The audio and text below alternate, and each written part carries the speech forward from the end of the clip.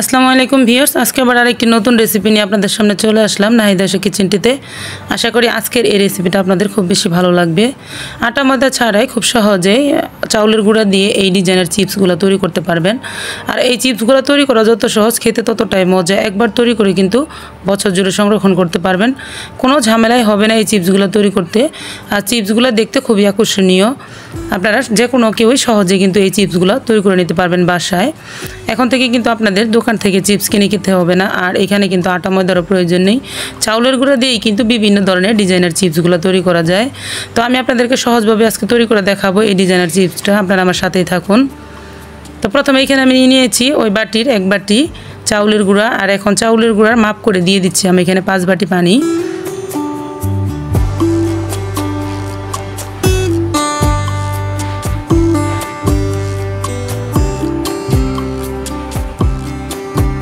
এখন এখানে আমি দিয়ে দিচ্ছি 1/2 চা চামচ বেকিং পাউডার আর 1/2 চা চামচ লবণ। এখন আমি একটি হ্যান্ড বিটার দিয়ে খুব ভালো করে বিট করে নিচ্ছি, যাতে করে উপকরণগুলো সব চাউলের গুঁড়ার সাথে মিশে যায়।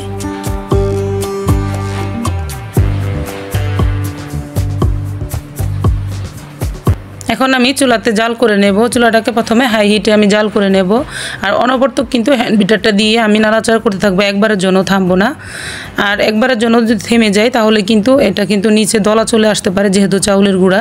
এর জন্য আমি অনবরত নাড়তে নাড়তে একদম ঘন করে নামিয়ে নেব।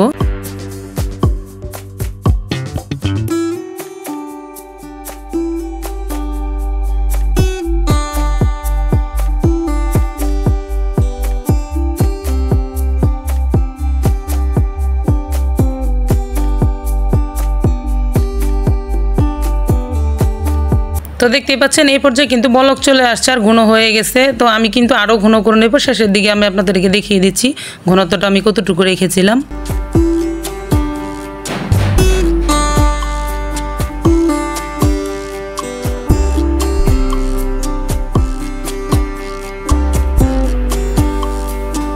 তো দর্শক, আপনারা কিন্তু দেখতে পাচ্ছেন যে আমি একবারের জন্য কিন্তু এখানে থেমে যাইনি, আমি অনবরতকে কিন্তু নাড়াচাড়া করছি। আর আপনারা কিন্তু এখানে আতপ চাউলের গুঁড়ার পরিবর্তে কিন্তু সিদ্ধ চাউলের গুঁড়াটাও নিয়ে নিতে পারেন। তো দর্শক, আমি আপনাদেরকে এখানে বলে রাখি, যারা আমার চ্যানেলটিতে নতুন তারা আমার চ্যানেলটিকে সাবস্ক্রাইব করবেন। আর অলরেডি যারা সাবস্ক্রাইব করে রেখেছেন তাদেরকে জানাই অসংখ্য ধন্যবাদ। আর আমার ভিডিওটি যারা অলরেডি দেখতে শুরু করছেন তারা একটা লাইক দিয়ে দিবেন। অনেক সময় আমরা কিন্তু ভিডিও দেখতে দেখতে লাইক দিতে ভুলে যাই, এর জন্য লাইকটা দিয়ে দিবেন, এতে করে আমার ভিডিওগুলো আরও বেশ মানুষের কাছে পৌঁছে যাবে। তো দেখুন এই পর্যায়ে কিন্তু আমি নামিয়ে নিয়েছি। এখন আমি এগুলাকে ঠান্ডা করে নেব। আর ঠান্ডা করে তারপর আমি একটি পোলার চাউলের পলিতে ভরে নেব। আমি কিন্তু সেটা অফ ক্যামেরাতে ভরে নিয়েছি। এখন আপনাদেরকে ডিজাইনটা তৈরি করে দেখাচ্ছি। তো আজকের ডিজাইনটা আমি এরকম তৈরি করব। এই ডিজাইনটা যদি আপনাদের কাছে ভালো লাগে তাহলে কিন্তু ট্রাই করতে পারেন।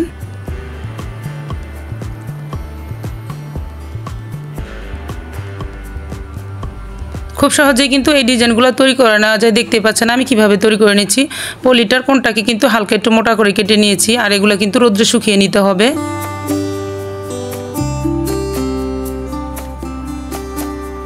আর দর্শক, কিছু পরিমাণের আমি কিন্তু এখানে হোয়াইট কালার চিপসগুলো তৈরি করেছি। তারপর আমি এখানে ফুড কালার দিয়ে দিব।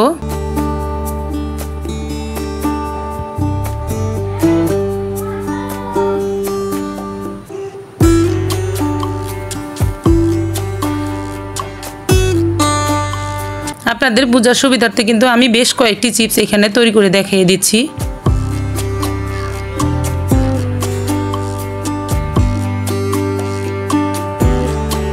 তো দেখতে পারলেন দর্শক আমি কিভাবে এই চিপসগুলো তৈরি করে নিচ্ছি। আশা করি এই চিপসগুলো তৈরি করে আপনারা বুঝতে পারছেন। খুব সহজে কিন্তু যে কোনো কেউ চাইলে এই ডিজাইনগুলো তৈরি করতে পারবে।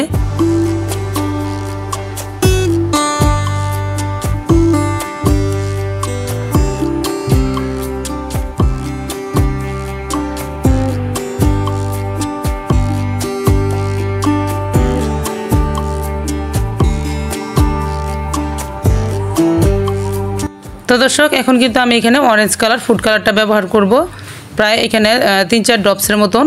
তো এখন আমি এই কালারটা মিক্স করে নিচ্ছি। মিক্স করে আমি আবারও সেই পলির ভিতরে ভরে নেব। ভরে নিয়ে তারপর আবার ডিজাইনগুলো তৈরি করব। আপনারা কিন্তু ফুড কালারটা হাতের কাছে থাকলে ব্যবহার করতে পারেন, হাতের কাছে না থাকলে ফুড কালার ছাড়াও কিন্তু এমনিতেও তৈরি করতে পারবেন। আসলে ফুড কালারটা দিলে এখানে কিন্তু দেখতে সুন্দর দেখা যায়, আর এই চিপসগুলো কিন্তু খুব সুন্দরভাবে ফুটে ওঠে। তো এর জন্য আমি ফুড কালারটা ব্যবহার করলাম। আর আমি যেহেতু ভিডিও তৈরি করি তার জন্য কিন্তু আমি ফুড কালারগুলো দিয়ে থাকি। এই জন্য বলে দিলাম, আপনাদের হাতের কাছে থাকলে দিবেন, না থাকলে স্কিপ করতে পারবেন, কোনো সমস্যা নেই, এমনিতেও কিন্তু তৈরি করা যাবে। তো দর্শক, একইভাবে কিন্তু আমি এই অরেঞ্জ কালার ফুড কালারটাও কিন্তু চিপসগুলো তৈরি করে দেখিয়ে দিচ্ছি। আর এই চিপসগুলো তৈরি করার পরে কিন্তু দেখতে খুবই আকর্ষণীয় হয়ে ওঠে। তো সবগুলো আমি একইভাবে তৈরি করে নিয়েছি, এগুলো আমি রোদ্রে শুকিয়ে নেব। তো এগুলো আমার রোদ্রে শুকিয়ে নিতে প্রায় 1.5 দিনের মতন টাইম লেগে গেছে। তো এখন শুকানোর পরে আমি এগুলো কিন্তু নিয়ে আসছি। দেখুন এখন দেখতে কতটা সুন্দর দেখা যাচ্ছে, আর এগুলো কিন্তু খুব ভালোভাবে শুকিয়ে গেছে।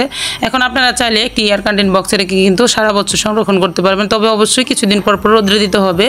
তো এখন আমি আপনাদেরকে এগুলো ভেজে দেখাবো তেলের ভিতরে।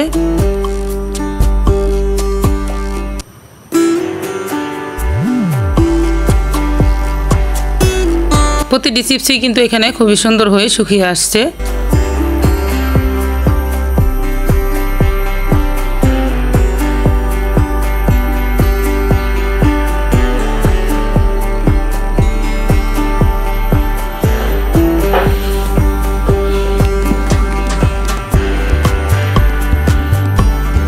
আমি ভাজার জন্য এখানে ফ্রাই প্যান দিয়ে দিছি। ফ্রাই প্যানে আমার আগে ব্যবহার করা তেলটাই আমি ভালো করে গরম করে নিলাম।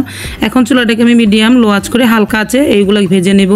এগুলো কিন্তু খুব বেশি আঁচ দিয়ে কিন্তু চুলাটাকে খুব বেশি বাড়িয়ে নিয়ে কিন্তু ভাজা যাবে না, তাহলে কিন্তু পুড়ে যাওয়ার সম্ভাবনা থাকবে।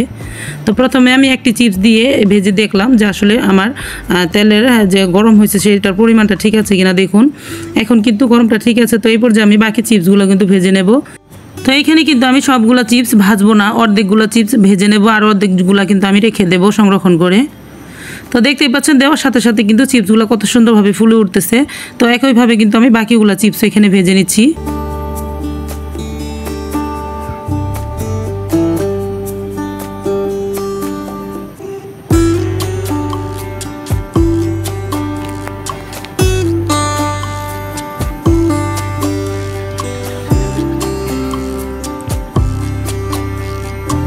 তো দর্শক, এই চিপসগুলো কিন্তু দেওয়ার সাথে সাথে 10 থেকে 15 সেকেন্ডের ভিতরে কিন্তু ভাজা হয়ে যায়, খুব বেশি একটা সময় লাগে না ভাজতে। তো দেখতে পারলেন আমি কিভাবে ভেজে নিলাম। তো একইভাবে আমি সবগুলোই ভেজে নিয়েছি।